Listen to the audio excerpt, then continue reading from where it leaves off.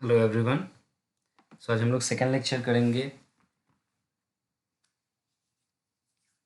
यहाँ पर अभी तक हमने जो देखा था वो था introduction, classification, nomenclature and preparation of carboxylic acid.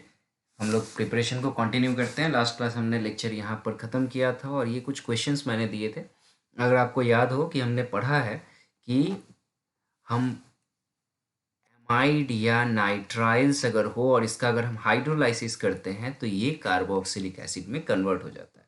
इसी का एक एप्लीकेशन यहाँ मैंने दिया था और आप ये देख रहे हो कि ये अमाइड ग्रुप है, C++ONH2। सो अगर आप यहाँ इसका हाइड्रोलाइसिस करोगे तो ए जो है हमारा बेंजोइक एसिड बन जाएगा। Okay, so this answer is benzoic acid. Similarly second time देखो यहाँ पर CN है तो इसका फर्दर हम लोग हाइड्रोलाइसिस कर रहे हैं तो यहाँ पर फर्स्ट स्टेप में हमारा बेंजोइक एसिड बन जाएगा। एंड देन इसमें अगर हम लोग CH3Cl डालें तो आपको पता है कि ऑर्थो पोजिशंस पे जो H है वो Cl के साथ रिमूव हो जाएगा और ये CH3 यहाँ पर ऐड हो जाएगा। It is a kind of Friedel Crafts reaction, remember. So next step is a Friedel Crafts reaction. So ए जो होगा वो होगा हमारा बेंजोइक एसिड और बी जो होगा वो होगा orthomethyl benzoic acid. I hope सबका आंसर आया होगा। Please check your answers. Next जो है वो है प्रिपरेशन फ्रॉम ग्रिग्नार्ड रिएजेंट, बहुत इंपॉर्टेंट।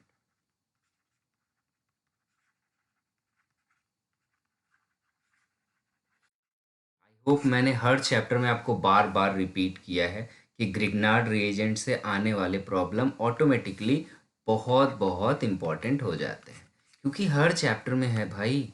तो ये इंपॉर्टेंट है, आपको ये दिख ही रहा होगा। ग्रिग्नार्ड रिएजेंट से आपको बस पता होना चाहिए कि एक ग्रिग्नार्ड रिएजेंट ऐसा हमारा होगा। बस आपको ये याद रखना है कि ये किसके साथ रिएक्ट करता है। एल्डिहाइड, कीटोन, एल्कोहल, सब में मैंने एक ही चीज़ बताया कि आपको बस याद रखना है ये किसके साथ रिएक्ट करेगा, रिएजेंट क्या होगा, रिएक्टेंट क्या होगा। तो ये जो है कार्बन डाइऑक्साइड के साथ अब इसका रिएक्शन कराओ।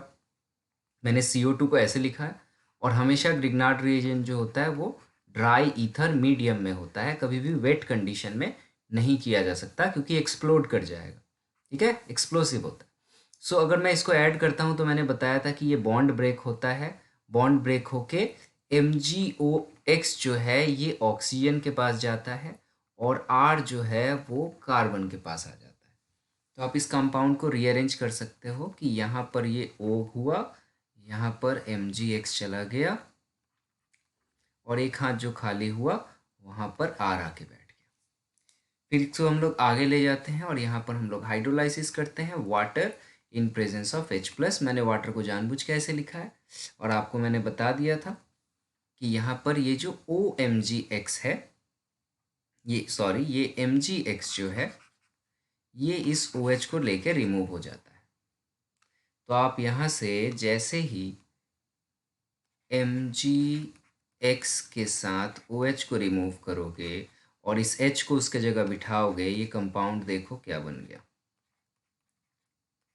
इसको मैं रीअरेंज करके अगर लिख दूं तो ये है RCOOH which is a carboxylic acid.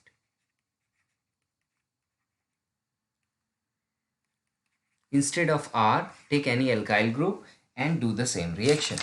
So alkyl group कुछ भी यहाँ आप लोगे आप कर सकते हो। ठीक है ना, इम्पॉर्टेंट था और इजी भी था। नेक्स्ट हमारा जो है वो है from derivatives of carboxylic acid. So from derivatives of carboxylic acid.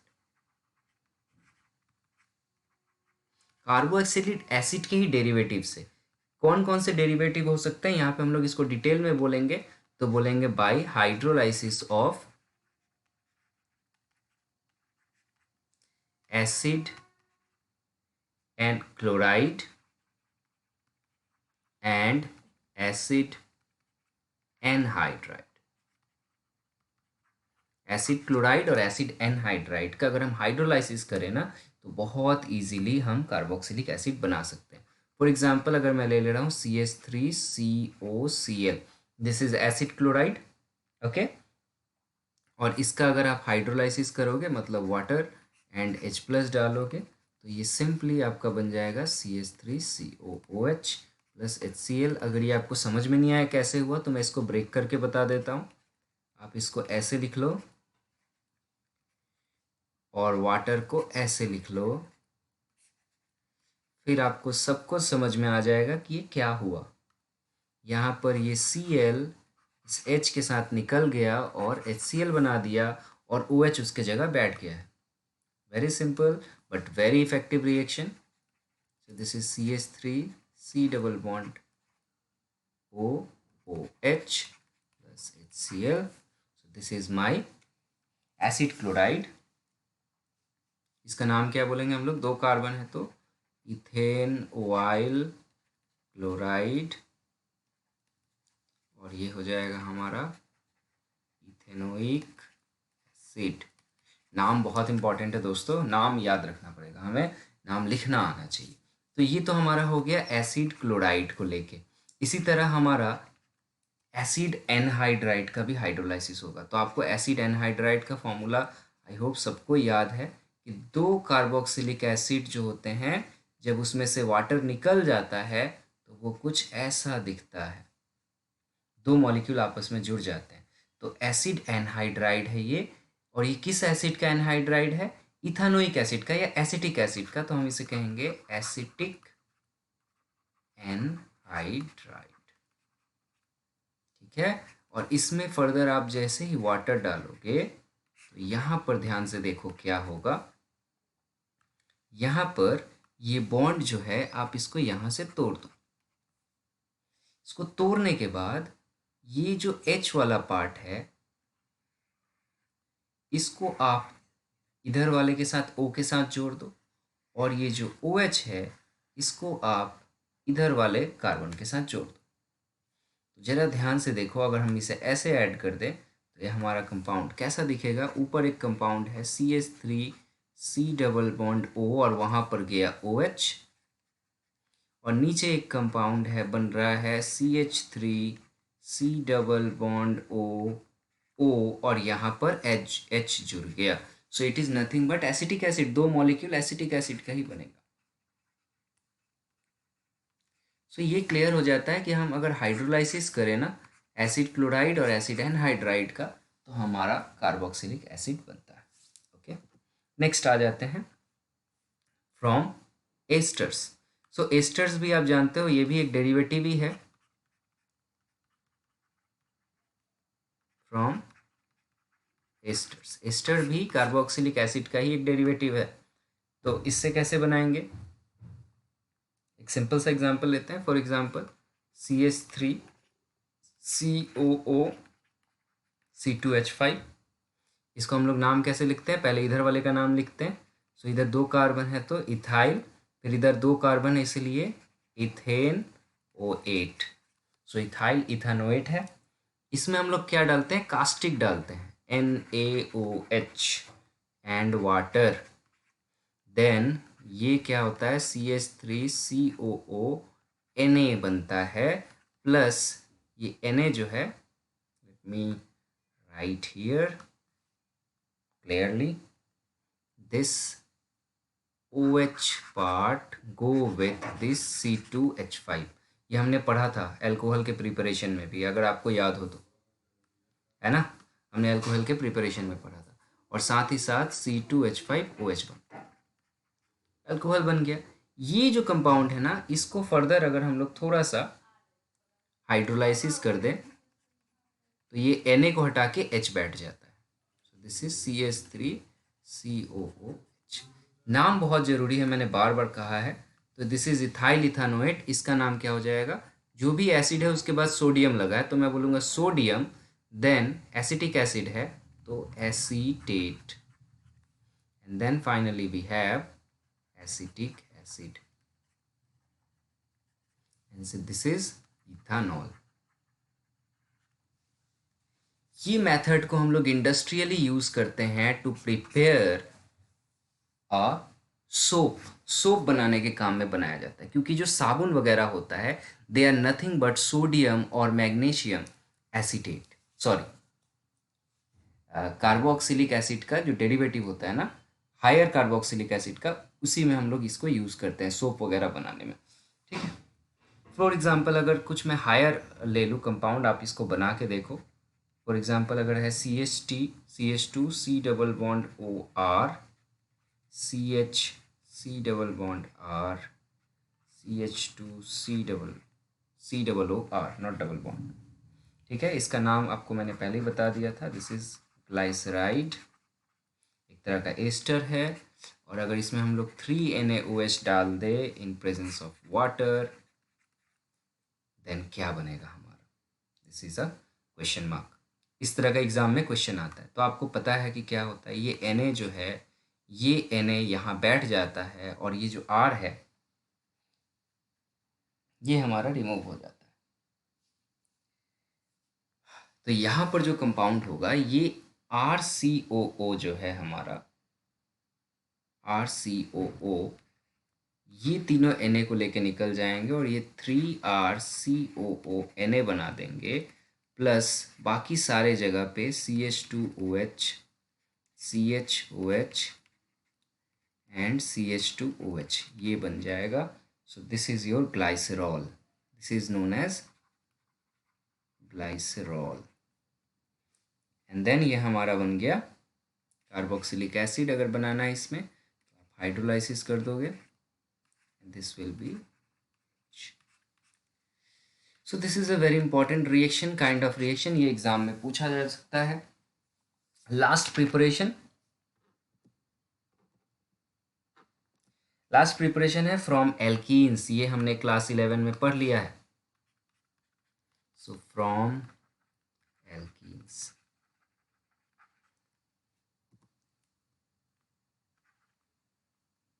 Alkene से हम कैसे बनाते हैं ये हमने क्लास 11 में पढ़ा था, एक बार हम क्विकली देख लेते हैं। सपोज कोई एक एल्कीन है, सबसे सिंपल वाला मैंने लिया, this is called ethene.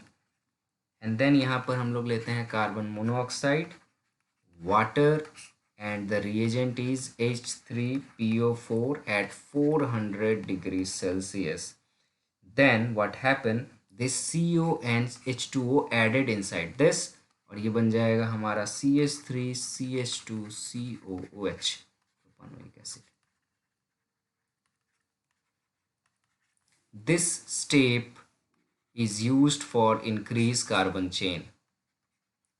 This reaction used to increase carbon chain, carbon chain को बढ़ाने के लिए इसको यूज़ किया जाता है। ठीक है, तो ये तो हो गया हमारे बोर्ड्स के हिसाब से, मैंने जितना पढ़ा दिया आपको इनफ है, इसके बाहर तो कुछ आता नहीं है। लेकिन कॉम्पिटिटिव एग्ज़ाम के लिए आप जब पढ़ रहे हो तो थोड़ा सा मैं एक्स्ट्रा आपको ऐड कर देता हूँ। देखो एग्ज़ाम में कैसे क्वेश्चंस आ सकते हैं। सो दिस थोड़ा सा 15 मिनट में पढ़ाता हूँ, आप इसको ध्यान दो। कॉम्पिटिटिव कॉर्नर्स के लिए और नीट एंड जेई,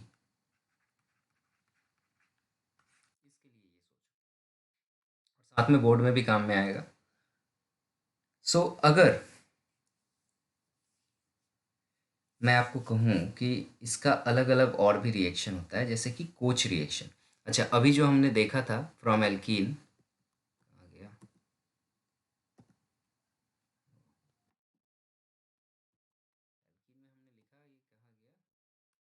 क्या, no problem. From alkenes, alkenes में हमने जो पढ़ा मैं एक बार फिर से लिख दे रहा हूँ, इसको हम लोग कोच रिएक्शन भी कहते हैं। ओके, ये याद रखना, this is called coach reaction. Gattermann and coach reaction हमने पढ़ा था, इफ यू रिमेंबर। इसमें CH2 डबल बॉन्ड CH2 लेते हैं, कार्बन मोनोऑक्साइड, वाटर जो कि स्टीम रहता है, और यहाँ पर हम लोग डालते हैं H3PO4 in presence of 673 kelvin और 400 degree Celsius, whichever is easier to remember for you, then this form carboxylic acid। और इसमें मैंने नोट में लिखा था, this reaction is used to increase number of carbon in chain. So अगर यहाँ पे मैं तुम लोग को याद दिलाना चाहूँ, पहला हेलोफॉर्म रिएक्शन, क्या वहाँ पे कहीं मेरा कार्बोक्सिलिक एसिड इन्वॉल्व होता था? रिकॉल करो जरा हेलोफॉर्म रिएक्शन। हेलोफॉर्म रिएक्शन में हम लोग लेते थे C डबल बॉन्ड OR, ऐसा कंपाउंड हम लोग लेते थे हेलोफॉर्म बनाने के लिए, जहाँ पे कीटो मिथाइल ग्रुप होना चाहिए था। सो वहाँ पर मेरा कीटो ग्रुप रहता है, मिथाइल ग्रुप रहता है, एल्डिहाइड कीटोन्स में वो हमने देखा है। तो मैं यहाँ पर आपको क्यों बता रहा हूँ कि कीटो, वहाँ तो हेलोफॉर्म बनता था, लेकिन यहाँ हमने इसको इसलिए लिया है, जरा ध्यान देना, जैसे मैं कोई भी एक कंपाउंड ले रहा हूँ जिसके पास कीटो मिथाइल ग्रुप हो। फॉर एग्जाम्पल सबसे आसान है दिस वन, एसिटल डिहाइड। फिर हम लोग क्या डालते थे इसमें? इसमें हम लोग डाल देते थे NaOH plus I2, remember, I2 plus NaOH। दो स्टेप में रिएक्शन होता था, मैं उतना डिटेल में नहीं जा रहा हूँ। मेन मेरा कंपाउंड क्या बनता था? यहाँ बनता था CHI3, not CH3, CHI3। So this is my iodoform. By product क्या बनता था, इसलिए मैं इंपॉर्टेंट है यहाँ पे। बाई प्रोडक्ट यहाँ पे देखो, यहाँ से ये तो टूट गया और यहाँ पे CHI3 बन गया। बाकी क्या बनता था मेरा? बाकी बनता था यहाँ पर जो भी है HC डबल बॉन्ड O, और ये OH जुड़ जाता था वहाँ पर, ठीक है।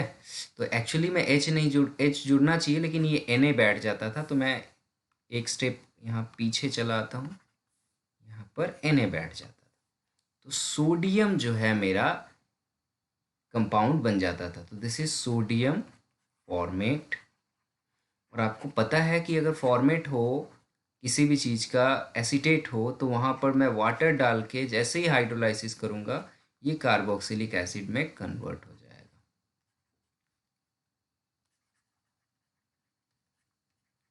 So somewhere from haloform reaction we come across carboxylic acid. That is why it is important. Remember?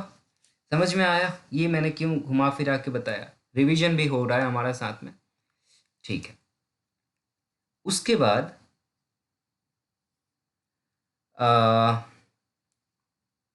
उसके बाद एक और रिएक्शन है हमारा, जिसे हम लोग कहते हैं कार्बोनेशन रिएक्शन।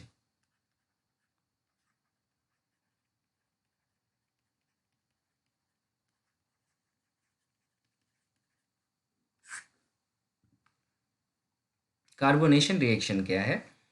इसमें हम लोग लेते हैं carbon monoxide and NaOH, and इसको बहुत high pressure 8 to 10 atmospheric pressure पे 473 केल्विन या फिर 200 डिग्री केल्विन पे जब इसको हीट किया जाता है, then it form sodium formate. And the next step you already know, if we give a hydrolysis, then it is converted into COOH, formic acid.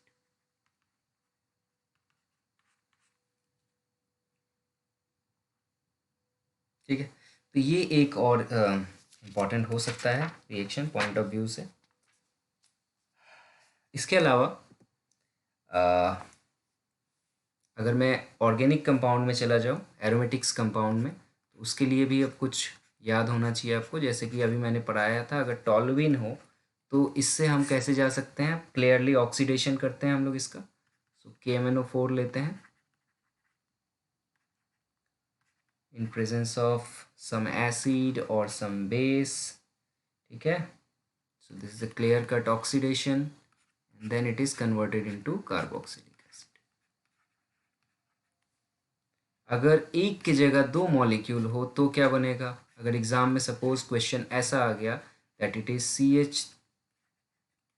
CH2CH3, and if we go for the oxidation, same step, KMnO4 plus OH minus, this is the oxidation, then what happen? So this is very interesting. Oxidation होके ये COOH होता है और ये decompose होके carbon नीचे oxidise होके carbon dioxide बना देता है।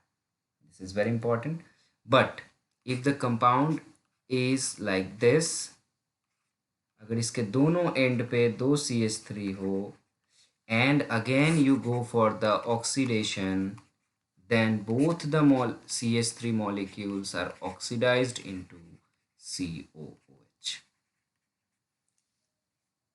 ठीक है, so just these are some points which you have to remember from the point of view of preparation of carboxylic acid.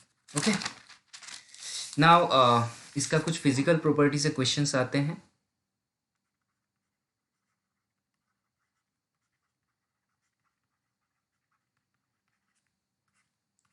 Physical property से जो मेन क्वेश्चन होता है वो होता है इसका बॉइलिंग पॉइंट से रिलेटेड क्वेश्चन होता है, बहुत ज़्यादा पूछा जाता है।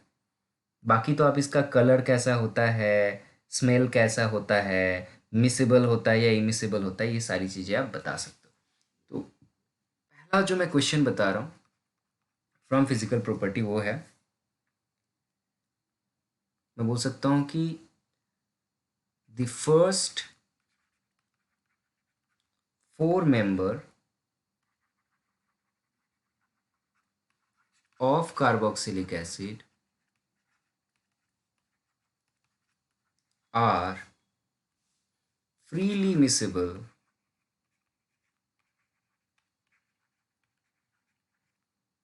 with water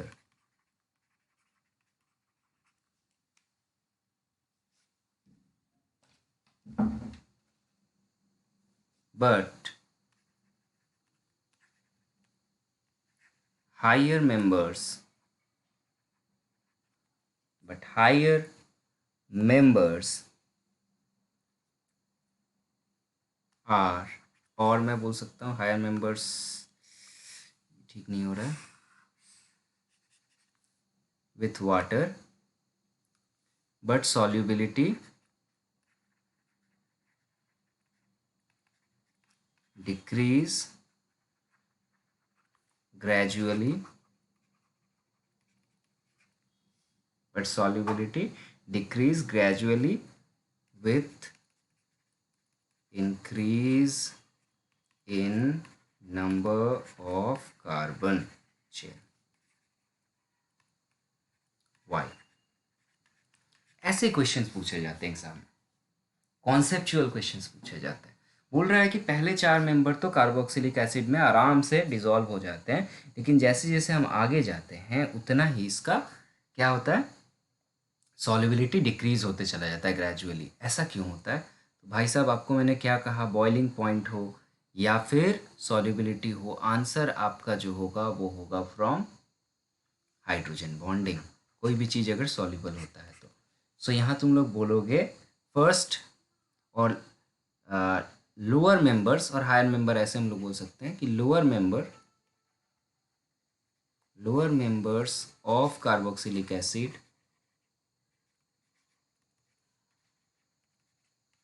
are freely soluble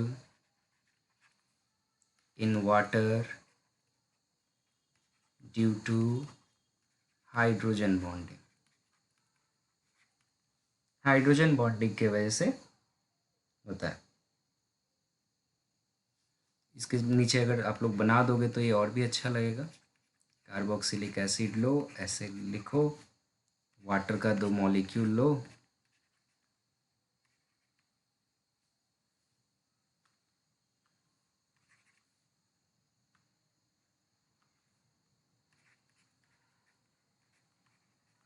तो ये रहा मेरा वाटर का मॉलिक्यूल और यहाँ पे हाइड्रोजन बॉन्डिंग हो जाता है। सो ये इजीली सॉल्युबल हो जाता है। लेकिन जब ये साइज इसका बड़ा होने लगा तो क्या प्रॉब्लम हो गया, एल्काइल ग्रुप जो होता है वो नॉन पोलर नेचर का होता है। ठीक है, so non polar behaviour increase करते जाता है और सॉल्युबिलिटी डिक्रीज करते जाता है। सिंपल सा आंसर है। तुम लोग बोल सकते हैं with increase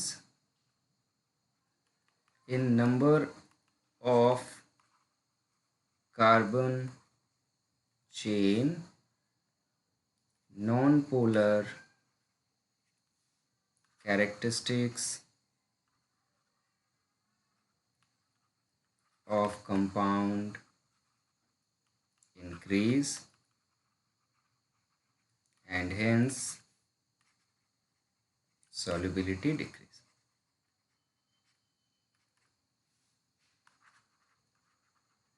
ओके वेल, समझ में आ गया होगा। दूसरा क्वेश्चन जो यहाँ से बहुत ज़्यादा पूछा जाता है वो होता है कार्बोक्सिलिक एसिड जो होता है वो अल्कोहल से ज़्यादा बॉइलिंग पॉइंट होता है, क्यों? Why boiling point of carboxylic acid is higher than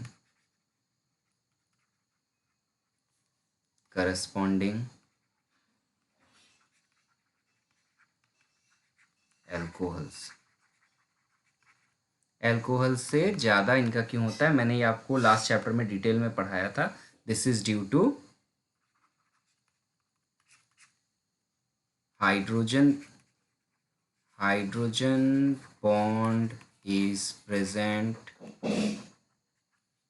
in between alcohol and water molecule, or better to say sorry water मैंने कह दिया यहाँ। This is not question of solubility, तो वाटर के साथ हम लोग नहीं कह सकते। यहाँ हम लोग कहेंगे this is due to the fact that carboxylic acid form dimer, whereas alcohol form intermolecular hydrogen bonding। So alcohols जो होते हैं वो इंटरमोलिकुलर हाइड्रोजन बॉन्डिंग बनाते हैं। So this is alcohol and this alcohols are link together by means of intermolecular hydrogen bonding. इनके बीच में जो होता है इंटरमोलिकुलर हाइड्रोजन बॉन्डिंग होता है। ठीक है, ये हाइड्रोजन जो होता है वो डेल्टा पॉजिटिव हो जाता है, ये डेल्टा नेगेटिव होता है एंड दिस विल कंटिन्यू। लेकिन हमारा कार्बोक्सिलिक एसिड जो है ये इससे एक कदम आगे चला जाता है और डाइमर बना देता है। डाइमर कैसा देखने में होता है ये मैंने आपको बना के बताया था, एक बार फिर से देख लो। दो मॉलिक्यूल आपस में ऐसे चिपक जाते हैं जैसे कि वो एक ही मॉलिक्यूल हो। सो इनका जो एबनॉर्मल मॉलिक्यूलर वेट है वो डबल हो जाता है। सो ये जो दोनों मॉलिक्यूल को एक साथ हम लोग कहते हैं डाइमर, और ये दोनों मॉलिक्यूल एक दूसरे से अलग नहीं हो पाते हैं, इसीलिए मॉलिक्यूलर वेट काफ़ी बढ़ जाता है। So this all are the physical properties and their questions. If you find some more questions go ahead, book में बहुत सारे क्वेश्चंस हैं। इसके बाद जो है इसका केमिकल प्रॉपर्टी आपको मैं होमवर्क दे रहा हूँ। Chemical properties of carboxylic acid. ठीक है, इसमें जो होगा मैं बता दे रहा हूँ आपको क्या पढ़ना है। आई वुड एक्सपेक्ट कि तुम लोग आंसर कर लोगे। पहला होगा रिप्लेसमेंट ऑफ आयोनिक हाइड्रोजन। दूसरा रिएक्शन होगा replacement of entire OH group, इससे रिलेटेड। तीसरा जो टाइप का रिएक्शन होगा वो होगा रिएक्शन इन्वॉल्विंग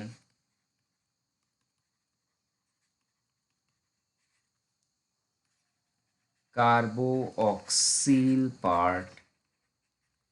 फोर्थ टाइप का जो रिएक्शन वो होगा डी कार्बोऑक्सीलेशन।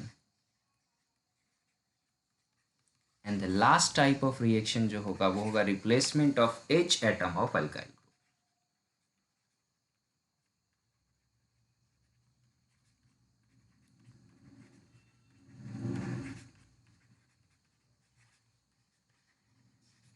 ओके, सो ये जो है ये कुछ 5 टाइप के रिएक्शन इसमें देखे जाएंगे। ये सारे रिएक्शन आपके होमवर्क रहे। लेक्चर मैं यहीं ख़त्म कर रहा हूँ और इसको कंप्लीट करते ये चैप्टर भी ख़त्म हो जाएगा। इसके बाद हमारा ऑर्गेनिक का सिर्फ एक चैप्टर बच रहा है, वो है amines. Okay, amines and nitrogen containing compounds के बारे में। If you feel any problem comment करना, मुझे बताना, और अगर कुछ नया क्वेश्चन आपको मिले तो शेयर करना मेरे साथ।